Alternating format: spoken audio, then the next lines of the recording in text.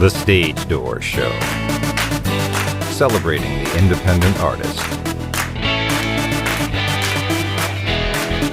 With your host, Dave Hondel.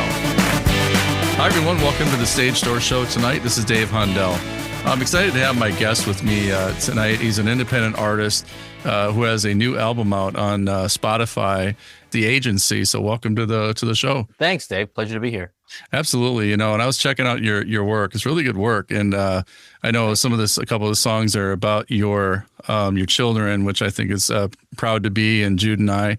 Right. There's a lot of great other songs on there, but I want to start from the beginning because I know I also checked out your YouTube, and I know there's some mashup work that you did kind of with some hits back from the 70s, 80s, and 90s, and with you singing. But I thought it was really creative how you kind of mashed up different songs together and that had kind of the same beat and chord progressions, which I thought was kind of cool. Yeah. So talk about that a little bit, because I thought I just want our listeners to check that out. So why don't you talk about that? Yeah, I got started with that simply because I had always had the dream of making an album, like many people that started writing songs or playing the piano or playing the guitar as a kid, and always thought, one day. I grew up in the 80s and 90s when either it was you were going to get a record deal and you were going to become a rock star, or you were just going to be some guy playing at the local bar for the rest of your life. Not very aspirational, right? So fast forward 25, 30 years, and you still have all these old demo tapes of songs that you made. And then during the pandemic, everybody went back to their musical passions. And I realized, actually, now everybody's sitting at home, and you can, with the technology, you can hire really, really good people to work on your songs. Right. And long story short, you can make an album for a small fraction. And I'm talking, you could do it in your bedroom for practically no money as well. But sure. You can go into a studio of professional musicians and make an album that you'd be proud to present to people. For all the indie artists that are listening right now, Billie Eilish started in her bedroom with her brother recording in the bedroom. So it can be done. So, you don't have to have a ton of money to go into a studio and do this. So sorry to interrupt you, but I just wanted to bring that up. Look, you're right, Dave, and it partially depends on the genre that you're in. I mean, I'm basically in a rock idiom. So for me, if I'm going to do this, what I always dreamed is like the band is in the studio together, which means bass, drums, guitar, keyboards, and a vocalist. Right. Now, I could do that using loops and whatever, but it wouldn't feel right to me. So what I'm saying, from my point of view, as a aspiring artist in the rock pop genre, I wanted to do it having proper musicians in a studio, miking up the drum kit the right way, and all that, having it mixed properly. That was what I always dreamed of doing. Now, of course, things have changed. It's not the way you would, this project of me as a solo artist hiring musicians to work in a studio. It wasn't the way I envisioned it, the way you dreamed of it when you were a kid. Like, you're just going to be these kids in the band and everyone's going to be spending 16 hours a day in the studio working on the songs. It's not quite like that when you're in your 40s with professional musicians making an album. But I got the feeling of being in a studio, and that's something that I really treasure. It was a wonderful experience. But going back to why I did that album, rather than go and record the songs that were my own, that some of them had written many, many years ago, that I still felt attached to, and I still felt had value for me, I realized, and again, this comes with life experience, when you're in your 40s, you realize that when you go into anything the first time out, there's going to be rookie mistakes. There's going to be unforeseen complications. There's going to be things that don't go the way that you want. And if you bank too much on it going in a positive way exclusively, you're going to end disappointed. So I thought, okay, I don't want to take songs that I've been sitting on for 10 or 15 or 20 or 25 years, some of them, and end up with a disappointing experience in the studio, and then ending up with my dream album ended up being a letdown. So I thought, all right, let me learn how the studio works using somebody else's songs. Like the movie from the 80s where Danny DeVito says, there's nothing better than other people's money. But because I have my creative values and my creative standards, I thought, okay, let me take songs that, as you said, going from the 60s all the way up practically to the present day, and finding ways that they match together in odd ways and really some very surprising ways, and see what kind of alchemy comes out of that.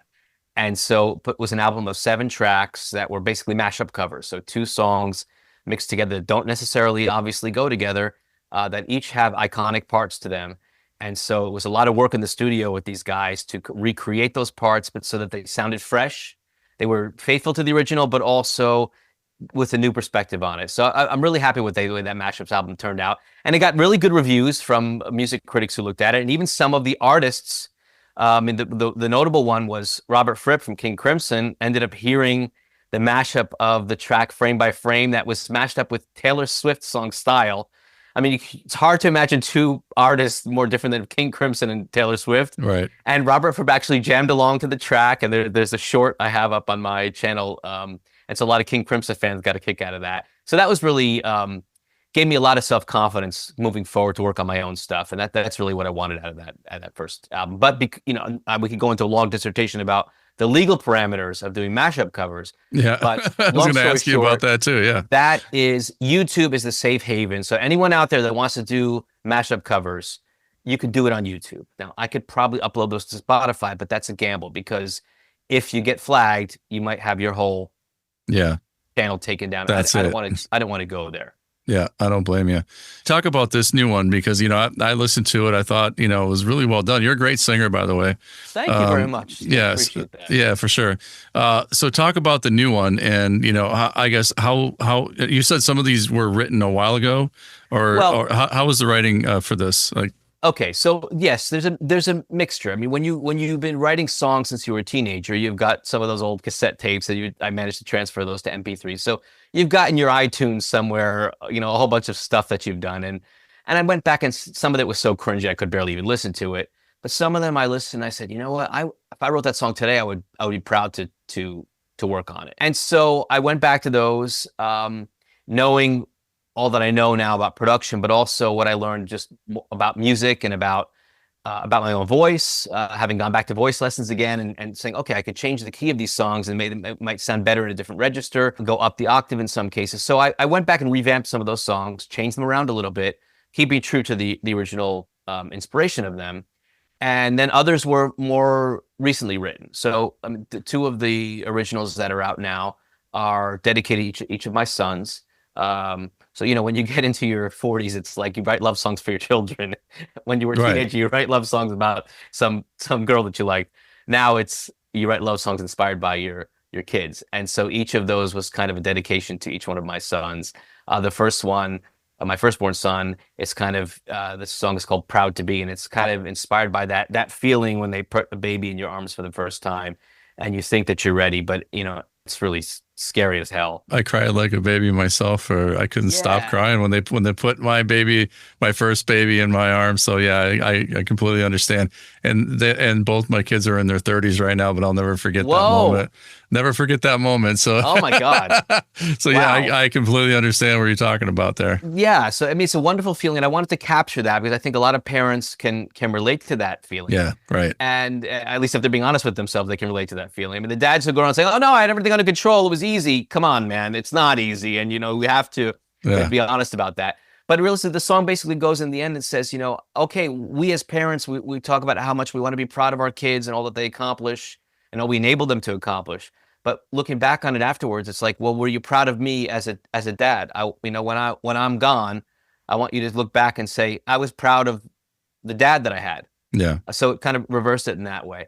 And so that was the first one. The second one was my younger son, who I released a song on his 11th birthday. And that was written when he was about 2 years old. And so it was a little bit different. It was like the family growing, and it was a 2-year-old who's always laughing and smiling and cuddling with you, but still not old enough to understand your love for him and how much you care for him and what you would sacrifice for him. And so it's just like, well, I'll just give you a hug and hope that you understand. But one day maybe you will understand. And so the idea was, when you listen to this song, you'll understand that how I loved you when you were 2 years old. Well, it's like a love song for them as they grow. Yeah, it is. It's a love song dedicated to the kids. For sure. And the other thing I'm gonna mention is that it gives good inspiration for writing, but also the music. I wanted to ask you about that too, the melodies, and how did you come up with the instrumentals? I guess for when you write the music, do you write the words first and then come up with the melody first, or what did you do? So my process is, if you listen to interviews with Brian Wilson. Not that I'm comparing myself to the skill of Brian Wilson, but the process is very similar to what Brian Wilson describes, which is you're either on the guitar or on the piano and something comes to you, some kind of chord progression or some kind of vamp or something, and then you start making up a melody, and then you start finessing that melody, and then you come up with some initial words that pop into your mind, and then it becomes an iterative process. So iterative musically in the sense that, okay, as it develops on the instrument, you start adding more chords or changing some of the voicings. You get more clarity on what the melody is going to be. You get more clarity on what the lyrics are going to be. And then what I tend to do is that I move it to the other instrument. So if I started it on the piano, then I'll go to the guitar. And sometimes when you move from the piano to the guitar, it starts to change a little bit because of the open strings on the guitar, certain fingerings that you get on the guitar that give it a different kind of a sound. And then you bring it back, and then you might change the key. So that's typically the way in which I work. Very, very rarely do I go in with something that I've written out like a poem and set it to music. But how did you get interested in music? I mean, when did this love for performing or, doing recording, and when did that start? Because I mean, obviously you put out this great work, but when did it all begin for you? Well, it began when I was obliged to take piano lessons when I was 8 years old. Oh, got I was it. obliged through, I think, through second grade through eighth grade. And the agreement was, okay, once you're in high school, you don't have to take piano lessons anymore. But Dave, I was not a great pupil. Okay. I learned the basics, and I was a good student in school, and I had a good memory. So Right. that's why, I mean, my sisters and I had equivalent amount of instructional hours on the piano, but because I have a really good memory, I retained the chords, what chords go with what chords, and how to read the music, and what a ninth is and what a seventh is, and all that stuff. And I sang in the choir in high school, and I did musical theater. So music. Oh, you did And musical also, theater? Yeah, That's musical great theater was training. a big part of my life. Yeah. And actually, really interesting thing, because one of the songs that's been released is a cover of the song "More Than Words" by Extreme from the early '90s, and I did that. I covered that song in a very dark way on the piano, just piano and vocal. And because I always felt like the way that it's played on the guitar on that original has that kind of slap guitar, and it has this happy feel to it. But when you consider the actual content of the lyrics of the song, it's pretty depressing. It's like a doomed relationship, and the guy is Right. saying Exactly. more than, it's not like saying, oh, more than words can say how much I love you. It's saying all you can do is say I love you, but I don't feel that you love me, and I feel that this is doomed. Anyway, so I wanted to capture more of what I felt was the intent there. And when I went into the studio to do the vocals, the guy who was recording that said, "Oh, this has kind of a Disney feel to it." And at first I was like, "Bite your tongue, man. What do you mean Disney? I'm a rock artist. I'm a rock and roller, yeah." But then I thought about it. No, I can get that, all the hours I spent singing Les Mis and Phantom of the Opera and all of that, Into the Woods, all those things that we used to do in high school. Somehow that's part of my musical DNA, even though I don't explicitly identify it as such. Right. Yeah, exactly. Well, I think, a lot of artists that I know that are, in, 80s, 90s rock bands, heavy metal bands, they started out as classical, musicians, and musical theater. So, it's regardless of, the genre that you're in, whether it's rock, whether it's pop or, country, everybody has a start. And I think, the foundation that you get from musical theater and from classical and things that aren't in that genre that you might be in now, I think it's great training. It's great training, and it's great. You learn chord progressions. You learn, the reading of music, and like you just said, I mean, you have a great memory, so it helps to read music. I can't read a note. I know every good boy something. Every good boy something. I can't even remember that. The title of a movie blues. Every good boy deserves fudge is how we learned. There you go. I think in England in the old days, every good boy deserves favor. I don't even know that, so I mean, I respect anybody who can read music, like yourself. But, I guess what is your goal in this? Because I know you're a father, it's something that, I know, like me, this podcast that I do, I have my job, I come home, I do this. This is a great, I spend time with my wife, and I do this as because I enjoy doing it. But, what is your goal to, I guess, achieve by what you're doing right now? I mean, do you want to perform, live this music, or maybe you're already doing that, but do you want to record more? I mean, I guess, what are your goals to achieve in this type of thing? Quite simply, the first goal is to have a sense of accomplishment for myself, that this is something I've always dreamed to do, and that it's a reward to myself.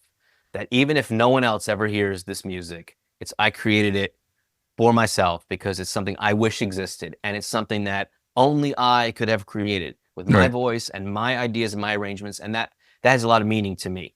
Yeah. Now, extending from that, and I watched earlier today the bit where you just talked about yourself and the reasons you're doing all this and the work that you did as a videographer and a filmmaker, and saying, my best thing is not necessarily dialogue, but capturing emotion. And Right. I think any creator doing anything that comes from the heart, there's got to be some emotion in it. And Right. if that's the case, you're going to touch another human being. And so that's the second goal, is to say, someone else will hear a song, one of these songs, and say, I like that, or that made me feel good, or that made me feel sad, or that gave me some comfort somehow. That's the second goal. And then, there's the more overarching aspect of it is, what do we leave behind, Dave? We can leave Right. behind the way we treat other people. We can leave behind money that we leave them. In the end, that's really pretty meaningless, frankly, from my point of view. And there's people who have come and gone before, I feel, before their time. And what do they leave? And so I thought, I want someone who never knew me to be able to hear these songs and say, that person had something to say and left a mark on this world, even after he's dead and buried. And so that's part of it too. So it's a lot of fun for me to create music. I love the thrill of it. I love the challenge of it. And so, yes, I plan to keep going in the studio. Could have finished rolling out, as I said, this album now. There's another 5 tracks, I think, to go for this one.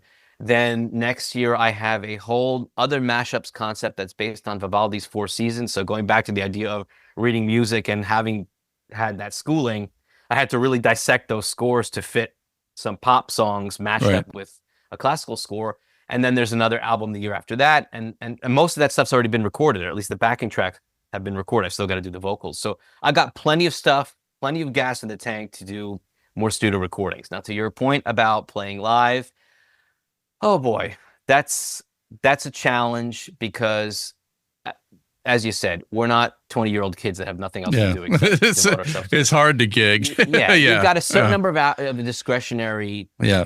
certain amount of discretionary time each day, and you got to do a combination of what's important to you, what's fun for you, and what's challenging for you. Yeah. And I think rehearsing to the level to be able to go on a stage and perform these songs, play them and sing them simultaneously, it would be a big time investment for Well, me. you're taking time away from your kids when you do that as well. And Well, maybe yeah, when the kids grow up, then you have more time for you, and you can do more of that Yeah, type of thing, look, right? the songs are eternal. So, Yeah. as long as you're still able to move around. I mean, I went to a gig a couple of weeks ago of these guys, these old punk rockers at some club in New York City, and they were pretty much hobbling onto the stage. Yeah. They these Yeah. punk songs from the 70s. So, anybody can still do it. The Right. songs are eternal, and especially now with the way that it's marketed, everything is streaming and it's digital. Yeah. It's not, they're not out of stock in record stores anymore. Right. Yeah, Not like that exactly. anymore. So, the Yeah. shelf life is eternal, essentially. Yeah. And you're talking about, I talk about this, as you know, on my shows, but, the legacy and like you're saying, what kind of legacy do people leave behind, and what do I want to leave somebody? And, I've really thought a lot about this recently, especially because, I've always obviously, have talked about it, but, for whatever reason recently, I don't know if it's my own, thought of, when I'm gone, what are people going to think, but 100 years down the road, is anybody going to know who we are? Is anybody going to, and so I struggle with that a little bit because, I talk to younger folks right now, and like maybe millennials or even younger, that, I'll mention a name of somebody that was big when I was growing up, Yeah. pick your name, pick whoever it is. And they'd be like, I don't know who I'd never heard of them. And, or like a sitcom, it's like, yeah, you never heard of, Love Boat? No, I don't know what that is. What is that? Right. I just kind of, I'm like, oh my God. So it even makes it even more, makes me think even more because, when we're gone, are people going to 10 years down the road, 15, 20 years down the road? So who's protecting those legacies of these people that came before us? Some of these artists and some of these, it doesn't even matter if it's an artist or not, or maybe it's just a family member, who's protecting their legacy? And so I'm really thinking about that. Are we going to be like the kings and the queens that we remember? Henry VIII and all these, King George and all these famous kings and queens, but they don't remember Dave and an agency here, talking on this podcast, like 10, 15 years down the road, are they going to remember us when we're gone? So I think about that a lot. And that's why I ask that question on all my podcasts is, what do you want your legacy to be? Because I think there's got to be somebody out there that protects these legacies of these people and, keeps the music alive, years and years down the road. Because you see like certain bands that are still around, or certain artists that are still around. But I even mentioned, who was it? Somebody younger. I mentioned, I don't know if it was Mick Jagger, somebody that everybody should know. Neil Diamond, I think it was. Mm-hmm. And they had no clue what I was talking about. And that's sad, and so it's, I don't know why I'm rambling here, but you understand what I'm saying? It's like, who protects? This is a common theme for our generation, because we grew up with a monoculture where it was impossible not to know what Love Boat was. There were 3 TV channels, for heaven's sake. Right. Time. So it was impossible not to know. There were in a big. I mean, you live, I think, outside of Philadelphia. I grew up in the northern New Jersey, New York suburbs, but there was there was an oldie station. There was the at the time, 2 classic rock stations, 2 pop stations, and then like kind of mixed light FM type stations. So, everybody knew. It was impossible not to know who Madonna was, who Michael Jackson was, who Van Halen was. Even if you didn't like it, you were vaguely aware that it existed. Whereas nowadays, there's hundreds of streaming channels. And there's people who have never heard a Taylor Swift song. Who have no concept of what it is. So that's changed. On the other hand, what I find with my kids who are growing up with their phones in their hand is that I'm amazed at the nostalgia that they're tapped into, because there's a lot of memes and videos that use. I mean, one time Dream On came on in the car, and my son and my niece were singing along to it, and I'm like, turned around, I'm like, I almost got in an accident. I'm like, well, that's wonderful. I love that. Yeah, so I mean, that's great. Like, they all know the bass line around about. All the kids know it because it's that to be continued meme. It was also on that show Casey and JoJo. So there's things like that where they keep the legacy alive. Example, Fleetwood Mac Dreams, I think, went back to some guy riding on his scooter, sipping his drink in the morning with that song playing. All of a sudden, it becomes number one. Yeah. Which I those are types of things that give me hope that the legacy will live on with certain kinds of art, music, actors, TV shows, whatever. What makes me sad is when I see somebody who had a great career back in the 80s and 90s, and all of a sudden they're sitting at Comic Cons, collecting $10 for an autograph or $15 for an autograph out of their fanny pack. That's what makes me sad, to see stuff like that. But that's the way life is. It's what it's not what you did. What are you doing? What are you doing now? And I think we have a society like that. What have you done for me lately? Right. That's a tricky one, because when people say who's the best band ever, I mean, I'm always tempted to say Led Zeppelin, simply because they knew when to quit.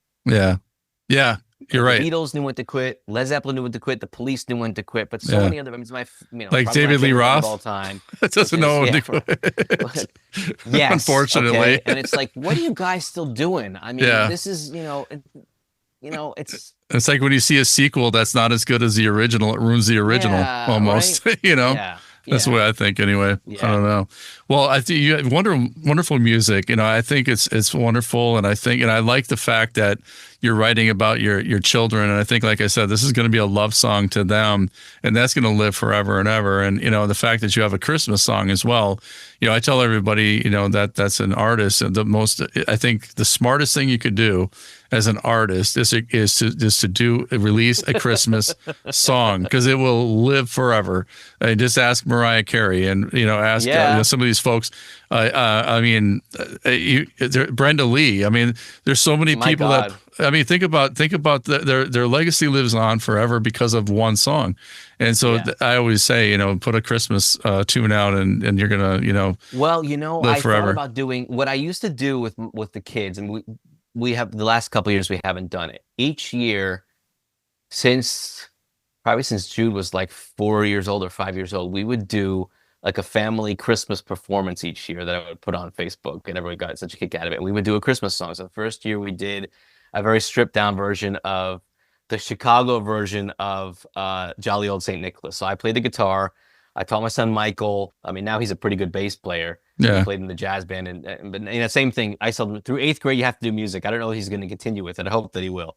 But so I taught him some basics on the bass guitar, and then Jude played the drums because we had this little Ludwig Jr. Sure. kid, that they took lessons on. And so each year we did, with increasing difficulty, a Christmas arrangement that I managed to put together. And so I thought, okay, I like some of those arrangements. Maybe I should do them professionally, because some of them they're like rock versions, like a rock version of "Oh Holy Night," and not like cheesy metal rock, Right. Yeah. like that. That's out there. Like, okay, we all love Mannheim Steamroller and all that kind of stuff. But Yeah. there's it's like a kind of a classic rock Christmas arrangement. I think is something that people really like.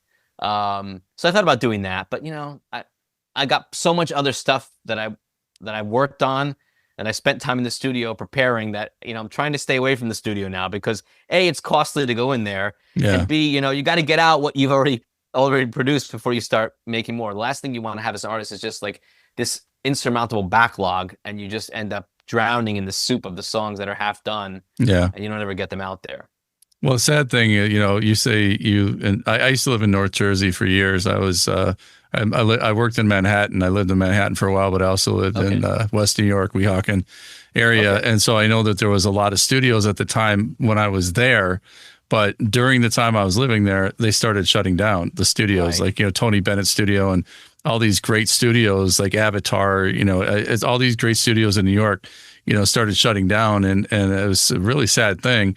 And so that's one of the, I think it was right before COVID where a lot of these studios were shutting down because people were recording at home, doing a lot of the home recording. And I think that there's something to be said to be in a studio, like you said, with musicians and an engineer and producer. And, so I think that there are few and far between as far as the studios go, unless you go to Nashville.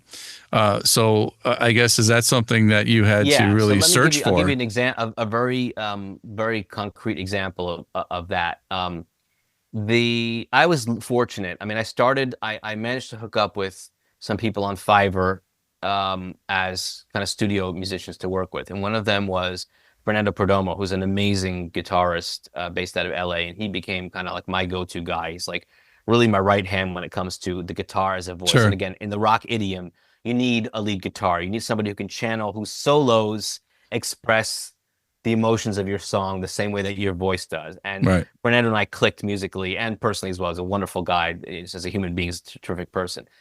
And then I was also fortunate, Dave, that there's a guy named Dan Feisley who I went to high school with, who went to the University of Miami, and he studied bass guitar and upright bass as well, classical bass. And he had made a career in music. And so I reached out to him when I started doing some of these recordings with studio musicians working at home on Fiverr. And he said, look, what you're getting value for money wise is pretty good. Yeah. But if you want to come into a studio and hire session musicians for a day, it would cost you a little bit more money, but you would get a much better product, and it would be properly recorded to do the drums the right way. And so, and they're fast. They learn quickly. They learn the music very quickly. Guys are pros. So it's like if you come in there with a good chart and you've given them the demo and you know what you want, that's the important thing. You got to know what you want and make it easy for them to deliver their best for you. Yeah.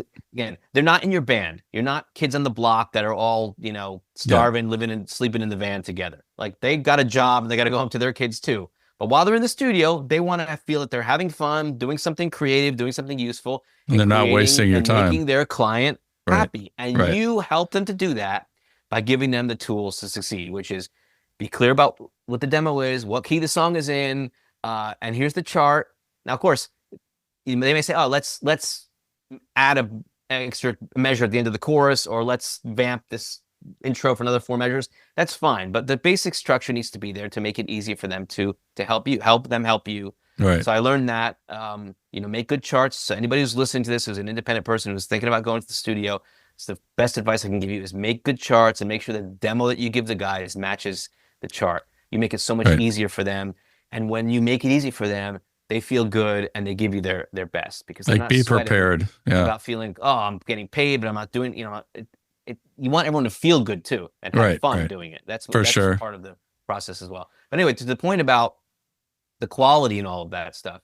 So the keyboardist that Dan brought to me was a friend of his. They played a bunch of stuff together. His name Matt Lebowski, amazing keyboard player based in the Bay Area. And we were in the studio last year, and with all this a studio called Opus in Berkeley, which is a really, really beautiful space. And it was a room big enough to record rock drums properly. Right. And for something like $400 a day, I mean, we're not talking you're breaking the bank to go to the studio. So I mean, it's really economical, but really top end gear, top end microphones, all that stuff. And fortunately, Dan is a mixing engineer, so he worked the desk and all of that stuff.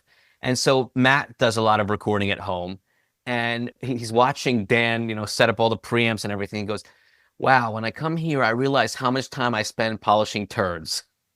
Because it's like, you know, yeah, I try to, with the gear that I have, I try to do the best I can recording drums, but there's nothing like having the best high-end gear and setting it 100%, right. Wow. Now, all that, frankly, Dave, all that's above my head. I can't really hear the difference of that stuff because I haven't been trained on all of that. Sure. But for the guys who know, and I'm like, you know what, if you guys think that it's right, then go and do it. You have trust in them. Yeah, for Do we sure. really need to spend this much time mixing? But I'm like, no, if he thinks that's how much of the budget needs to be for mixing, I'm going to trust him because he's putting his time into that to give you a mixed product that he feels pride in.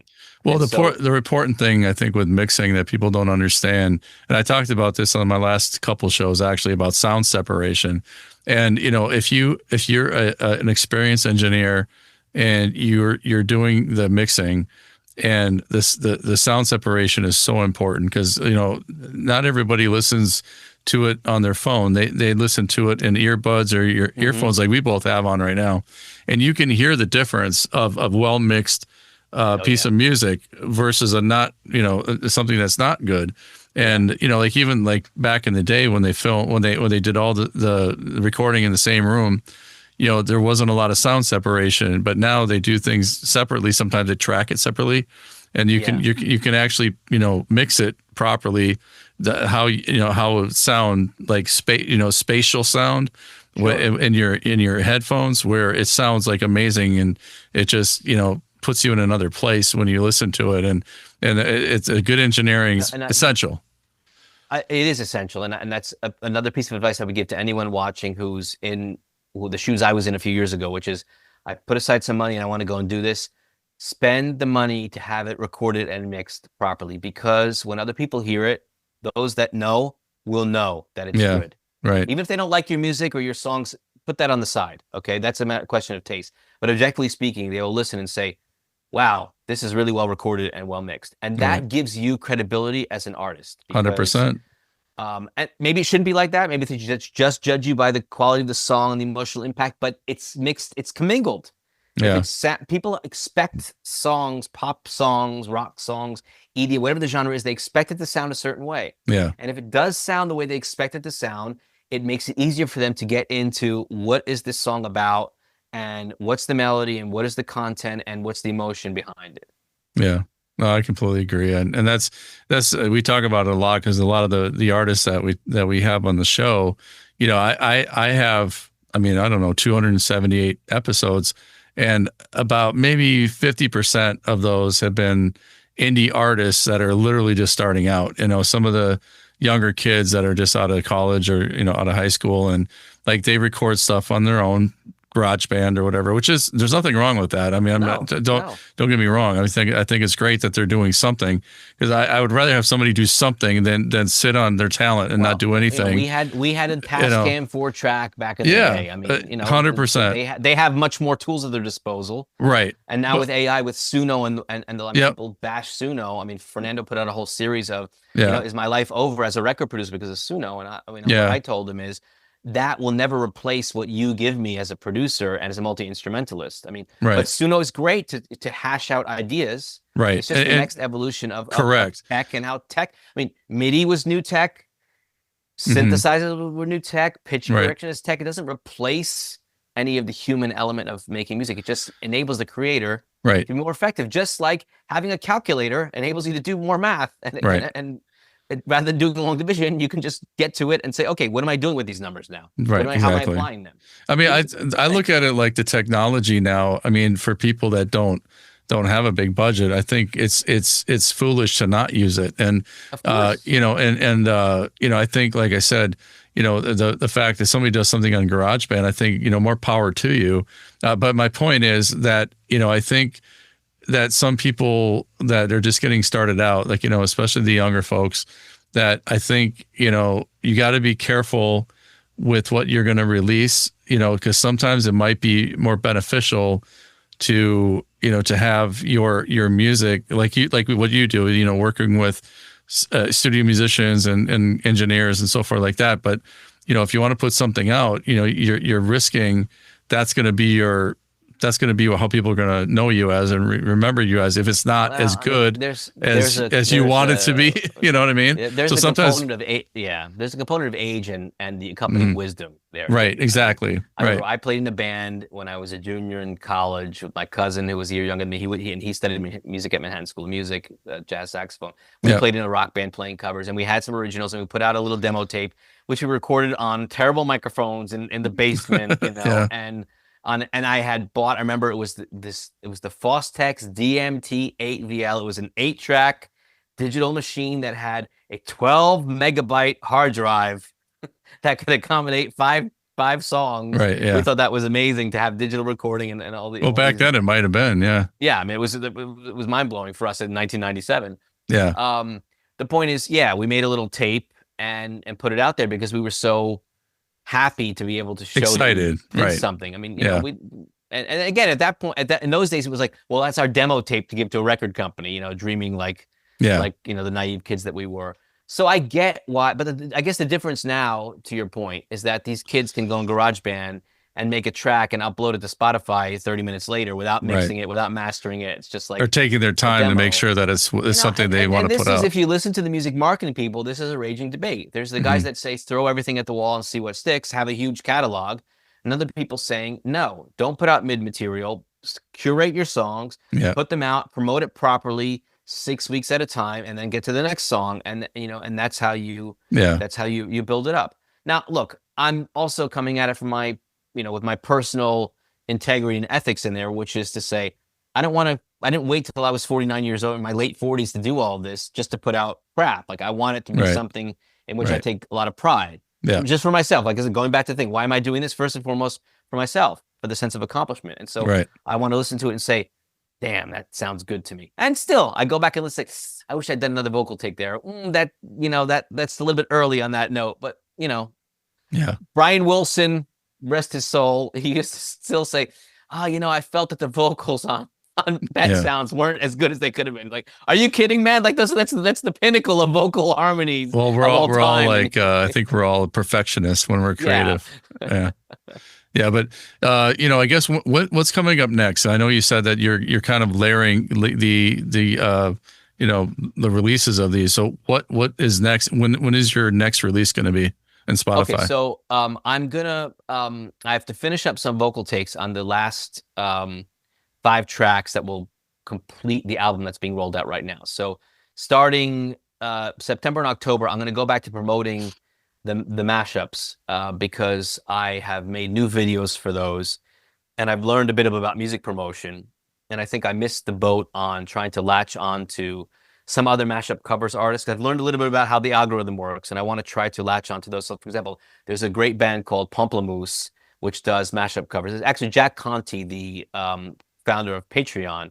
He's one of the members of this band called Pomplamoose. And they did mashup covers, a bit lighter than mine are more rock, let's say, with rock instrumentation. Theirs is a bit lighter in spirit, but the style is very much the same. And so I want to try to emulate what they've done and try to latch on to people who are following them, because I don't think the algorithm has figured out on YouTube that this guy makes mashup covers, and people who like the nostalgia of 60s, 70s, 80s, 90s songs going together would really like this artist called The Agency. So I want to give time to get back to that, build up more of a following on YouTube. And then the last few months of the year, we'll roll out those last few singles. Then 2026, as I said, I have a concept album based on Vivaldi's 4 Seasons. Vivaldi's 4 Seasons has 4 seasons. There's 3 movements in each season. So there's 12 tracks there. And I did, similar to what I did with the Mashup Covers album, I matched up each one of Vivaldi's movements with an iconic pop or rock song that has similar rhythm or melody or chord structure or something like that. So you have kind of a classical pop rock hybrid thing there. That will be in 2026. And then there's a concept album based on, kind of touches on what we said before, what do people remember, what legacy do you leave, based on the concept of mortality. And so it's songs about what you leave behind, what regrets you have in life. And so that I think will be 2027. And that a lot of that stuff's already been recorded. Like I said, not the vocals. And then there's probably a whole album's worth of stuff, of songs that I haven't gone into the studio to even do yet. So I got lots on the plate coming up for the next few years, and really excited about it. I love doing this. I love the process of it. I love the challenge of it. I love the sense of satisfaction that comes from when you put on those songs and I hate speaking to those Alexa or whatever, those speakers in the house. But when you say, play the Agency, Jude and I, and it comes on in your kitchen, it's like, wow, there's something very gratifying about that anybody in the world can hear what I've done. Yeah. And as much as people bitch and moan about the record industry and how unfair the algorithm is, look, Dave, you and I are talking right now about music. Right. If this was 30 years ago when we were kids, unless you were a major DJ I was, a major rock star signed to a record label, we wouldn't be having this discussion. Nobody would even have the chance to hear what we had to say. So I think when you consider everything, we're in a good place. It's a lot of work. It takes a lot of time, not just to write the songs, record the songs, mix the songs, master the songs. You got to be a graphic designer. You got to be a video editor. You got everything. You got to think about creative content. It's a lot of work. Yeah. And like I said, you're only one physical being. You only have a certain number of hours a day. You still got to cook dinner for your kids and drive them to soccer practice and everything else. But on balance, I think it's a lot of fun. I'm enjoying doing this. And I look forward to putting out those songs. And I'm doing it, like I said, for myself. But anyone who hears them, it's wonderful when you get comments on YouTube or you see people sharing and saying, "Oh, I really like your stuff. Hope you put out more." It's really, really, really nice to hear. Yeah, when my wife and I were watching, we go on YouTube, and we've been spending a ton of time together, because of health concerns and everything like that. But we enjoy watching YouTube, and we don't even watch TV shows. We watch YouTube, and what we do is we watch these videos that people make from around the world, and they don't talk. All they do is they show you a day in the life of what they do. And this person who's in Siberia, who we watched just now today, and we also watched something from China, we watched something from Italy, we watch all these different things. But these people show you the day in their life, like cooking their food and literally sitting down and eating. You're following them throughout their day. Yeah. And little do they know that somebody in South Jersey is watching their video that they made across the world. And so who knows who's not listening to us right now or listening to your music. And I mean, it's just, to me, it's amazing what is possible now that wasn't possible when we were growing up. And it's a beautiful thing. It really is. It's really a beautiful thing. I think sometimes it's when you put it like that, it's actually awe-inspiring to think how much we can reach people, how we can touch people with what we do and what we share. And yes, okay, there's always that fine line of narcissism, like, okay, am I doing this just because I want to be seen by people? Okay. But okay, there's a certain amount of that, but if you keep it healthy and you have the right perspective on it, and you keep yourself in check and you're aware of that and you're mindful of that, it's more fun than it is anything else. I wouldn't even, I mean, you said narcissism, and I get that to a point, but what I think that what's beautiful about this type of technology is that I think a lot of people that have talent, a lot of people know they have talent, and it's just them sharing. They have something to say, and they're sharing it with the world. Who listens to it? Great. I mean, if they don't listen to it, that's okay, because I'm doing this for me too. So it's more, I think, about sharing your art and your talent with the world that that wants to hear your message. And I think that that's a beautiful thing. And, it's not about the numbers and the hits, and it's not really about that. It's about, even if one person gets affected by your music or by what I'm doing, that's, Yes. I made it, you know, I feel like Yeah, I'm, and even if that's 100 years from now, somebody stumbles upon that. yeah, And actually, with that movie, the book that became the movie, what was it, with Tom Hanks, where the woman, it's like they become a slave race, and the woman sees this clip of him reciting this thing, and that becomes like the rallying cry for like a yeah, social revolution. right, Cloud right. Atlas, Cloud Hmm. Atlas. So it's kind of that kind of thing, that something, an artifact of what we do somehow touches someone in the future. Yeah. And It's like a it's time out there. capsule almost. Yeah. Yeah, yeah. Yeah. So we talk a lot about legacy tonight, but remind everybody what do you want your legacy to be? What do you want to leave behind? Because I know you have two beautiful, beautiful kids. I don't know if I should say two beautiful kids. Maybe you have more. I don't know. No, I do have But two. you're Two sons. two beautiful Michael's sons. 14, Jude is 11. And Jude. So talk about that. I mean, what kind of legacy do you want to leave behind? Not just to the people listening to music, but also your sons and your family. Well, again, I've been very touched in the last couple of years to see how many people have left before their time, and so I do a lot of thinking about that. There's people who, I don't, it's a cliche to say I think about it every day, but I do think about it most days, and I think about, okay, I'm annoyed at my kids right now because they're misbehaving or they didn't clean up or whatever it is, and I think, okay, but so and so isn't here to be annoyed Right. at his or her kids anymore. They don't have the pleasure of dealing with the difficulties of parenting. And so I try to remember all of that. And, as the old saying goes, you can't take it with you. Yeah. But what you can leave behind is a piece of your spirit, a piece of your soul that you put into the creative things that you do. And that's very, very much a motivator to me. Yes, I hope people will remember, those who have been in contact with me will remember, well, I hope, they have nice things to say about me and my character and the way I treated them and my ethics and my morality and all that stuff. That's wonderful. But there's something about the way you look at the world and what you have to say and what you leave behind about the human experience, whether it's being a parent or being a lover or being a political subject or whatever it happens to be, those things are somehow eternal. And so someone a year from now or a minute from now or 100 years from now could hear it and say, wow, yeah, I like that. I want to hear that again. That touched me. That inspired me. That made me think about something. That made me reconsider. That's a very powerful motivator to me. Yeah, that's awesome to hear. How can people find you on social media? Like, how can they find you on Spotify, YouTube, and the rest? How can they find you? The agency, Ajjancy. That's on all the platforms, whether it's Spotify, YouTube, Twitter, Threads, Instagram, TikTok, you name it. It's all there.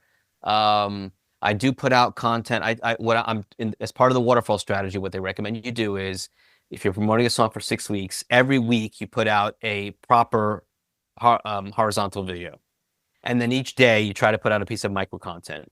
And I've been pretty good about doing that. So if you follow me on Instagram or TikTok or YouTube, you will see every day a piece of content that comes up, and you'll see every week a new form of video, whether that's just a lyric video or me picking up the guitar and explaining how I wrote the song and the chords behind it. So I try to give content, because the point being, if somebody finds you on Spotify and decides that they really like your music and they want to become a fan, they're going to go to YouTube and they're going to do Instagram and they're going to want to learn more about you. Who are you, Dave, or who are you, George, as a creator? And you got to have some there for them to latch on to. And so that's fun to create. I enjoy doing that. So, any of those platforms, you can find me. Be happy to interact with anybody. Please leave comments and share, and I'd be delighted to hear from anybody. Well, it's been a pleasure to have you on, man. Thank you for taking the time. And thank you, Dave. It's really great what you do to focus on basically beginners like me who don't have much of a following but have something to say. And it's, we're all in this together. Community is kind of a cliche word, but it really is. As far as independent creators, we have to stick together and support each other. And so, I agree. Appreciate you having people like me and others like me on. Well, I appreciate that. Those kind words. Thank you for that. So everybody check it out. The Ajjancy, the AJJANCY, AJJANCY. check it out. And again, hopefully have you back sometime when you have these new releases. And Would love to. definitely stay in touch. And thanks again for taking the time tonight. Thank you, Dave. Really appreciate it.